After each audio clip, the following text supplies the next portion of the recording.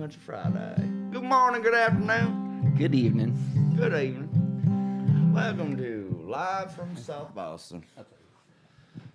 Oh, thank you, Paul. That was Paul's guitar. A fucking beautiful sounding guitar, I must say. Yeah, it really does. I picked it's it a up. piece of shit, Paul but it really sounds good. Paul left me alone in the room for 12 seconds, and I took his guitar off the wall and started playing it.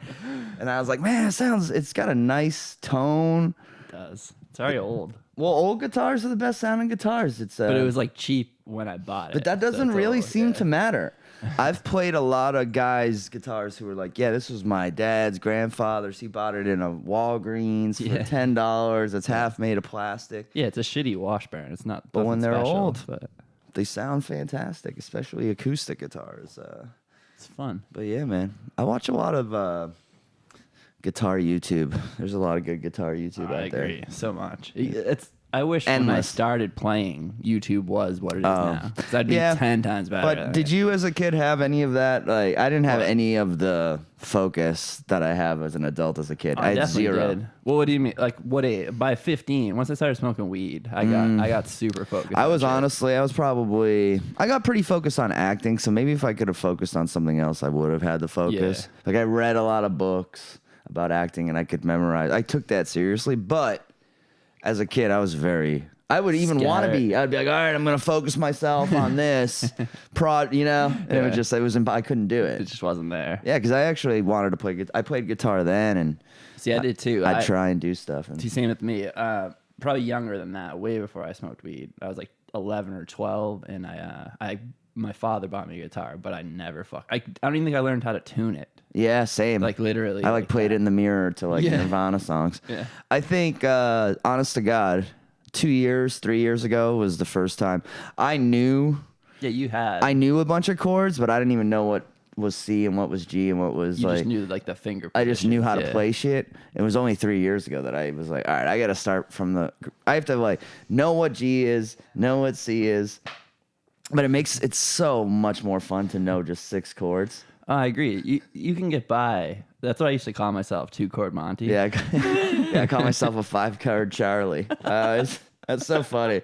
I said that to one of my girlfriend's friends because I can kind of seem for a second like I'm a good guitar player. Same with me. If I'm not in a real person who can play guitar, you'd think I'm actually pretty good. Yeah, at if you guitar. saw me kind of noodling away or picking away, you might be like, "Oh, this guy's all right." Yeah, and I'm like, "No, I'm a 5-chord Charlie." I can do the exact same thing on a piano too. Yeah. I seem. If you don't know anything about it, because I know the same chords. I know the exact same chords on a piano that I know on a guitar. Yeah. So it's I can fake it. I mean, that's my next step. I'm buying one. That's going in that corner. A little digital weighted keys.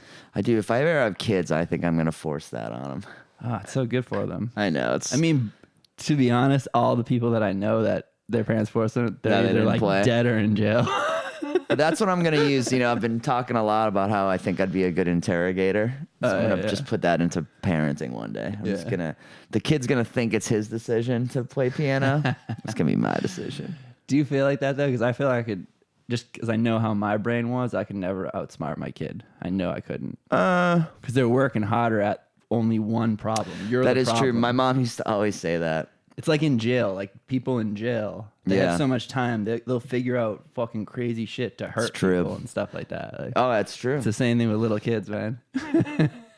It's very true. My mom always says, and she's dead on, you can't lie to a kid or bullshit a kid. Like, you can't say to a kid, who goes, sometimes a little kid will go, let's go to that. You'll be driving by something. Yeah. Let's go to that ice cream. Let's go to that Dairy Queen, And you just go to shut the fucking kid up. You're like, not now. I'll take you there Thursday. Yeah, and the kid he pencils that in his head. The kid goes, okay, Dairy Queen, Thursday.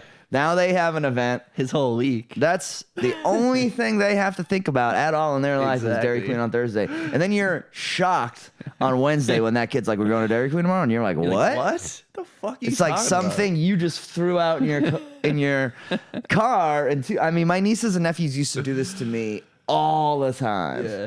And my mom used to always be like, yeah, Billy, you can't just say whatever fuck you want to them because they're not like adults, who will just, it gets lost in the ether of their job and all their other things. Exactly. They have one thing.